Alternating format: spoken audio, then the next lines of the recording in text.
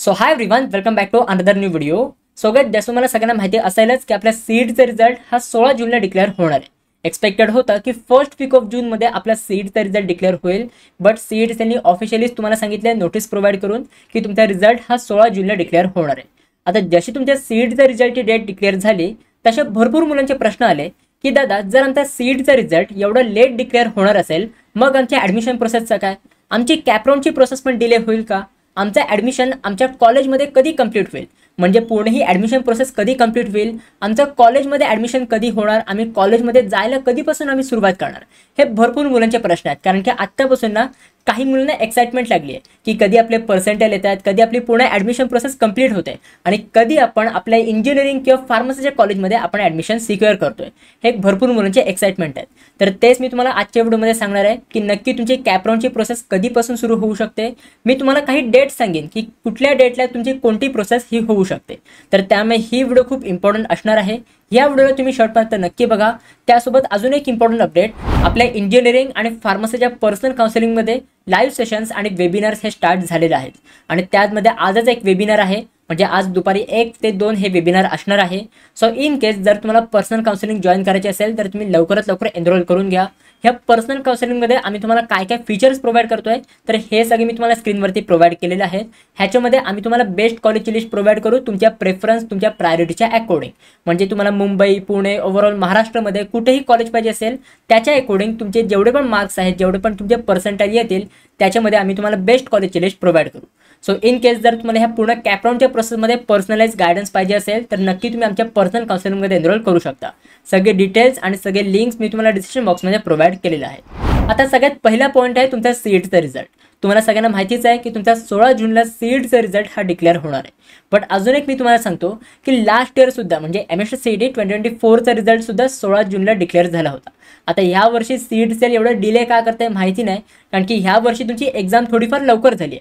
तर एक्सपेक्टेड होतं तुमची आन्सर की तुमचा रिझल्ट वगैरे लवकरच डिक्लेअर व्हायला पाहिजे होतं, बट माहिती नाही ह्या वर्षी सीड सेल एवढं डिले का करते.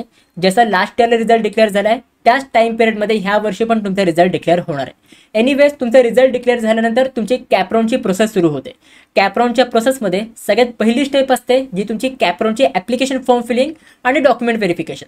ॲप्लिकेशन फॉर्म फिलिंग आणि डॉक्युमेंट व्हेरिफिकेशन एकत्रच होते, सायमल्टेनियसली ही तुम्हाला प्रोसेस करावी लागते. आता ही जी प्रोसेस आहे ही लास्ट इयरला 14 जुलैला सुरू झाली होती.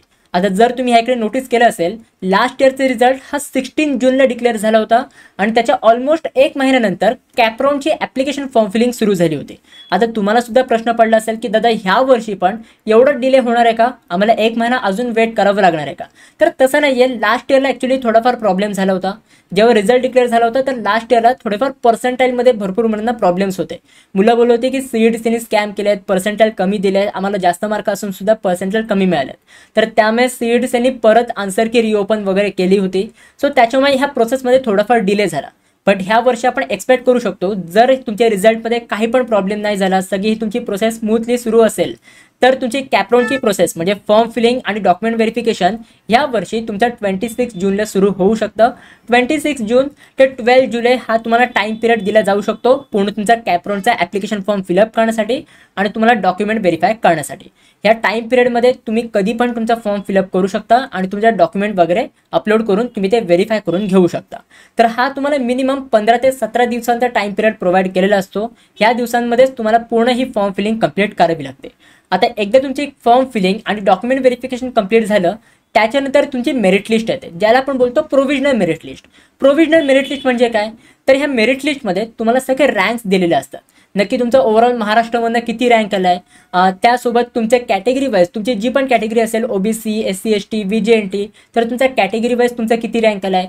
EWS मध्ये जर तुम्ही अप्लाय केलं असेल तर EWS मध्ये तुमचा किती रँक आला आहे. ऑल इंडियामध्ये जर तुम्ही अप्लाय केलं असेल म्हणजे JEE थ्रू अप्लाय केलं असेल तर तुमचं ऑल इंडियामधनं किती रँक आला आहे. तर हे सगळे रँक्स तुम्हाला ह्या प्रोव्हिजनल मेरिट लिस्टमध्ये मिळणार आहेत. आता ही प्रोव्हिजनल मेरिट लिस्ट लास्ट इयरला 3 ऑगस्टला डिक्लेअर झाली होती. बट ह्या वर्षी जर आपण एक्सपेक्ट केलं तर जेव्हा तुमचे ॲप्लिकेशन फॉर्म फिलिंग कंप्लीट होते त्याच्या काही दिवसानंतर लगेच तुमची प्रोव्हिजनल मेरिट लिस्ट डिक्लेअर होते. म्हणजे आपण एक्सपेक्ट करू शकतो की 15 जुलैला तुमची प्रोव्हिजनल मेरिट लिस्ट ही डिक्लेअर होऊ शकते. आता एकदा तुमची प्रोव्हिजनल मेरिट लिस्ट डिक्लेअर झाली त्याच्यानंतर तुमचा एक ग्रीव्हन्सेसचा टाइम पिरियड सुरू होतो. ग्रीव्हन्सेसचा टाइम पिरियड म्हणजे काय की इन केस तुमच्या प्रोव्हिजनल मेरिट लिस्टमध्ये काही पण मिस्टेक असेल किंवा काही पण तुम्ही फॉर्म फिलअप करताना चुकी केली असेल तर हे तुम्ही करेक्ट करू शकता. ते करेक्ट करण्यासाठी तुम्हाला ग्रीव्हन्सेसचा टाइम पिरियड प्रोव्हाइड केलेला असतो. आणि हा टाइम पिरियड कधी प्रोव्हाइड करतात, जेव्हा तुमची प्रोव्हिजनल मेरिट लिस्ट डिक्लेअर होते त्याच्यानंतर लगेच दुसऱ्या दिवशीपासून तुमचा हा ग्रीव्हन्सेसचा टाइम पिरियड सुरू असतो. मिनिमम तुम्हाला 3 दिवस दिले जातात काही पण करेक्शन करायचं असेल तर.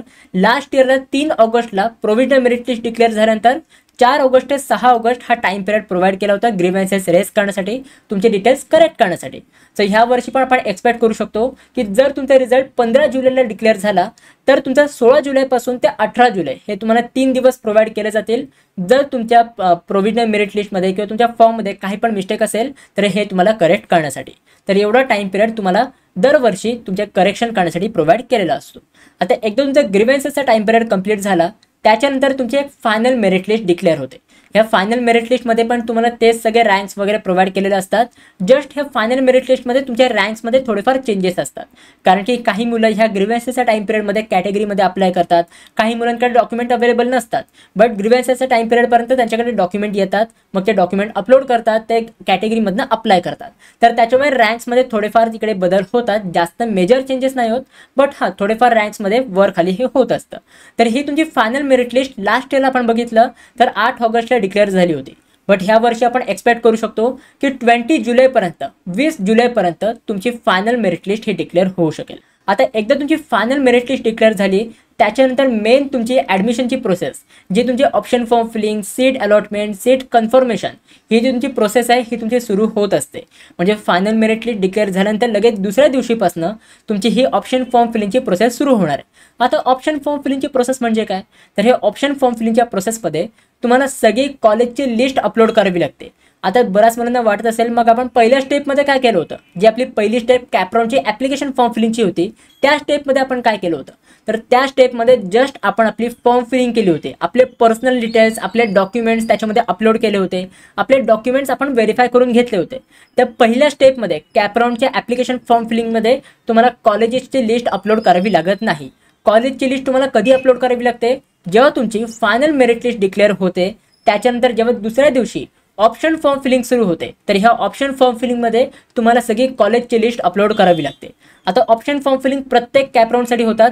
कॅपराऊंड 1 साठी एक ऑप्शन फॉर्म फिलिंग होते, कॅपराऊंड 2 साठी परत तुमची ऑप्शन फॉर्म फिलिंग होते, कॅपराऊंड 3 साठी पण तुमची परत एक तुमची ऑप्शन फॉर्म फिलिंग होत असते. म्हणजे तिन्ही कॅपराऊंडसाठी तुम्हाला ऑप्शन फॉर्म फिलअप करायला देत असतात. म्हणजे जर तुम्हाला वाटलं की कॅपराऊंड 1 मध्ये आपण लिस्ट चुकवली होती, कॅपराऊंड 2 मध्ये आपल्याला लिस्ट थोडीफार चेंज करावी लागते, चेंज करायला पाहिजे असेल तर तुम्ही कॅपराऊंड 2 मध्ये तुमची कॉलेजची लिस्ट चेंज करू शकता.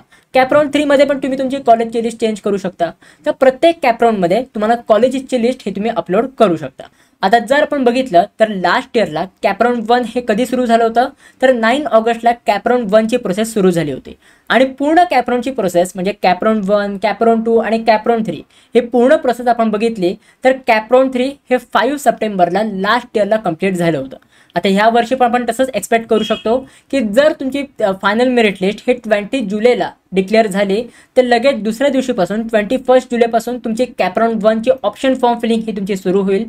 त्याच्यानंतर कॅपराऊंड 1 झाल्यानंतर कॅपराऊंड 2 आणि कॅपराऊंड 3 ह्या तिन्ही कॅपराऊंडपर्यंत आपण बघितलं तर 17 ऑगस्टपर्यंत तुमचे कॅपराऊंड 3 पर्यंत सगळी प्रोसेस ही तुमची कंप्लीट होईल. आता ह्या एक महिन्यामध्ये तुम्ही जर ते बघितलं असेल तर 21 जुलैपासून ते 17 ऑगस्ट यात ऑलमोस्ट तुमचा एक महिना कंप्लीट होतोय. आता ह्या एक महिन्यामध्ये फक्त तुम्हाला ऑप्शन फॉर्म फिलिंगच करावी लागतंय का, तर तसं नाही आहे. या एक महिन्यामध्ये तुम्हाला कॅपराऊंड 1 ची ऑप्शन फॉर्म फिलिंग, त्याच्यानंतर त्याचा रिझल्ट डिक्लेअर होणं, त्याच्यानंतर तुम्हाला सीट कन्फर्म करणं, जे पण तुम्हाला कॉलेज मिळालं ते कॉलेज तुम्हाला घ्यायचं आहे की नाही घ्यायचं आहे हे सिलेक्ट करणं, जर तुम्हाला घ्यायचं असेल तर त्या कॉलेजमध्ये जाऊन ॲडमिशन सिक्युअर करणं, ॲडमिशन कन्फर्म करणं, ही सगळी प्रोसेस मिळून आणि प्रत्येक कॅपराऊंडसाठी वेगवेगळी प्रोसेस असते. कॅपराऊंड 1 कंप्लीट झालं म्हणजे ऑप्शन फॉर्म फिलिंग कंप्लीट झालं कॅपराऊंड 1चं, त्याच्यानंतर त्याचा रिझल्ट येईल, त्याच्यानंतर त्याची सीट कन्फर्मेशनची प्रोसेस तुम्हाला करावी लागेल. ते कॉलेज तुम्हाला घ्यायचं आहे, कॅपराऊंड 1 मधलं कॉलेज घ्यायचं आहे नाही घ्यायचं आहे ती प्रोसेस करावी लागेल. त्याच्यानंतर लगेच तुमची कॅपराऊंड 2 ची प्रोसेस सुरू होईल. कॅपराऊंड 2 साठी ऑप्शन फॉर्म फिलिंग सुरू होईल. ऑप्शन फॉर्म फिलिंग झाल्यानंतर त्याचा रिझल्ट येईल. रिझल्ट आल्यानंतर परत तुम्हाला सीट कन्फर्मेशनची प्रोसेस करावी लागेल. त्याच्यानंतर परत तुमची कॅपराऊंड 3 ची प्रोसेस सुरू होईल.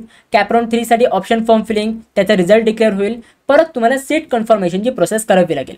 ही सगळी प्रोसेस मिळून मी तुम्हाला सांगतोय तुमचा 1 महिना लागेल, म्हणजे 21 जुलैपासून ते 17 ऑगस्टपर्यंत ही प्रोसेस तुमची कंप्लीट होऊ शकेल। आता ह्या इकडे मी तुम्हाला एक्झॅक्ट डेट का नाही सांगत आहे, कारण की दरवर्षी सीड सेल ह्याच्यामध्ये थोडेफार चेंजेस करत असतं। कधी कधी हे डेट एक्सटेंड सुद्धा होतात, कधी कधी हे लवकर सुद्धा कंप्लीट होऊ शकतं। सो त्याच्यामुळे मी जस्ट तुम्हाला ओव्हरऑल डेट सांगितल्यात की कॅपराउंड 1 तुमच्या 21 जुलैपर्यंत पासून सुरू होऊ शकतं आणि कॅपराउंड 3 हे तुमचं 17 ऑगस्टपर्यंत कंप्लीट होऊ शकतं। आता भरपूर मुलं बोलतात की ह्या वर्षी कॅपराउंड 4 सुद्धा इंट्रोड्यूस होणार आहे, कारण की भरपूर सारे न्यूजपेपरमध्ये ते न्यूज आल्यात की ह्या वर्षी कॅपराउंड 4 होणार आहे। सो इन केस जर सीड्स त्यांनी ह्या वर्षी कॅपराउंड 4 सुद्धा इंट्रोड्यूस केलं तर कॅपराउंड 4 साठी पण थोडीफार प्रोसेस ही पुढे होईल। म्हणजे जर जी तुमची कॅपराउंड 3 17 ऑगस्टपर्यंत कंप्लीट होत होते, जर कॅपराउंड 4 सुद्धा कंडक्ट झालं तर कॅपराउंड 4 तुमच्या 29 ऑगस्टपर्यंत कंप्लीट होऊ शकेल। हे मी तुम्हाला सगळे एक्सपेक्टेड डेट सांगतोय। जेव्हा सीड सेल आपल्याला ऑफिशियली पूर्ण शेड्यूल प्रोव्हाइड करेल तेव्हा आपल्याला नक्कीच समजेल की नक्की तुमच्या कॅपराउंडचे डेट्स नक्की काय असणार आहेत। आता जेवढे पण मी तुम्हाला डेट्स सांगितलेत हे सगळे एक्सपेक्टेड डेट्स आहेत। आता एकदा तुमची पूर्ण कॅपराउंडची प्रोसेस कंप्लीट झाली त्याच्यानंतर लगेच तुमचे कॉलेजेस हे स्टार्ट होत असतात। म्हणजे ज्या पण कॉलेजमध्ये तुम्ही ॲडमिशन घेताय, इंजिनिअरिंग कॉलेज किंवा फार्मसी कॉलेज, ज्या पण कॉलेजमध्ये तुम्ही ॲडमिशन घेताय, तर एकदा सगळी कॅपराउंडची प्रोसेस कंप्लीट झाल्यानंतर तुमचे कॉलेजेस हे स्टार्ट होत असतात। आता इन केस जर तुमची कॅपराउंडची प्रोसेस अजून डिले झाली तर तुमचे कॉलेजेस हे लवकर सुद्धा सुरू होऊ शकतात। म्हणजे कॅपराउंड 1 किंवा कॅपराउंड 2 झाल्यानंतर लगेच तुमचे कॉलेजेस सुरू होऊ शकतात। सो त्यामुळे इन केस ह्या वर्षी जर ही तुमची पूर्ण प्रोसेस लवकरात लवकर कंप्लीट झाली तर most probably end of August किंवा फर्स्ट वीक ऑफ सप्टेंबर पासून तुमचे कॉलेजेस हे स्टार्ट होऊ शकतात।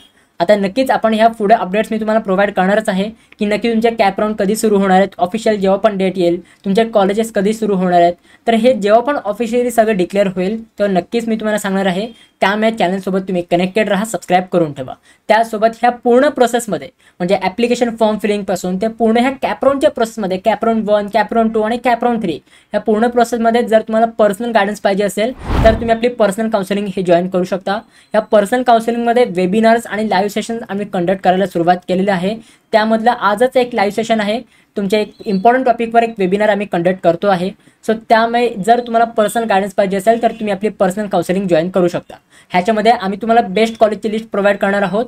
जेवढे पण तुमचे मार्क असतील, जेवढे पण तुमचे पर्सेंटाइल असतील, त्या मार्कांच्या अकॉर्डिंग, त्या पर्सेंटाइलच्या अकॉर्डिंग जे पण बेस्ट कॉलेज तुम्हाला मिळू शकते त्या अकॉर्डिंग आम्ही तुम्हाला लिस्ट प्रोव्हाइड करू। त्यासोबत अजून भरपूर आम्ही तुम्हाला फीचर्स प्रोव्हाइड करणार आहोत। कोणते कोणते फीचर्स आहेत तर हे सगळे डिटेल्स मी तुम्हाला स्क्रीनवरती प्रोव्हाइड केलेले आहेत। सो इन केस जर तुम्हाला पर्सनल काउन्सिलिंगच्या रिगार्डिंग काही पण डाऊट असेल तर मी तुम्हाला त्यासाठी 2 हेल्पलाईन नंबर प्रोव्हाइड केलेले आहेत। त्यासोबत मी तुम्हाला एक इंस्टाग्रामची ID सुद्धा प्रोव्हाइड केली आहे। काही पण तुम्हाला हेल्प पाहिजे असेल पर्सनल काउन्सिलिंगच्या रिगार्डिंग, काही पण डाऊट्स वगैरेचे असतील तर ते सगळे डाऊट्स तुम्ही ह्या 2 हेल्पलाईन नंबरवर किंवा ह्या इंस्टाग्राम आयडीवर तुम्ही मेसेज करून तुम्ही विचारू शकता। त्यासोबत सगळे डिटेल्स आणि सगळे लिंक्स मी तुम्हाला डिस्क्रिप्शन बॉक्समध्ये प्रोव्हाइड केलेले आहेत। सो गाइस, आय होप ह्या व्हिडिओमध्ये जे पण मी तुम्हाला सांगितलं आहे हे सगळं तुम्हाला समजलेलं असेल। जर सगळं समजलं असेल तर नक्की तुम्ही ह्या व्हिडिओला लाईक करा आणि तुमच्या मित्रांसोबत सुद्धा शेअर करा, म्हणजे त्यांनाही समजलं पाहिजे की हे कॅपराउंडची प्रोसेस कधीपासून सुरू होते आणि ह्याच्यामध्ये तुम्हाला काय काय स्टेप तुम्हाला करावी लागते। तर नक्की तुम्ही ही व्हिडिओ तुमच्या ग्रुप्समध्ये तुमच्या मित्रांसोबत तुम्ही शेअर करा। So guys, that's it for this video. कशी वाटते तुम्हाला ही व्हिडिओ? आवडली असेल तर नक्की लाईक करा, शेअर करा, सबस्क्राईब करा। भेटूया पण पुढच्या व्हिडिओमध्ये। तोपर्यंत बाय बाय, सी या and have a good day.